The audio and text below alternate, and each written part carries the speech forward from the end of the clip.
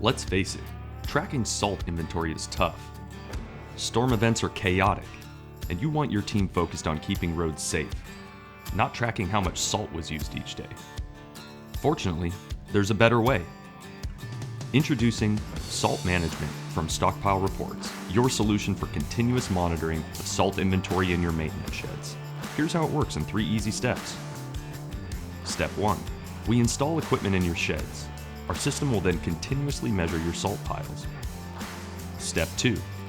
Set your minimum and maximum supply amounts for each shed. Step 3. You run your road maintenance operations while we track your salt usage, saving countless hours on manually tracking inventory, reducing variances by 15 to 30%, and most importantly, returning valuable time to your maintenance team.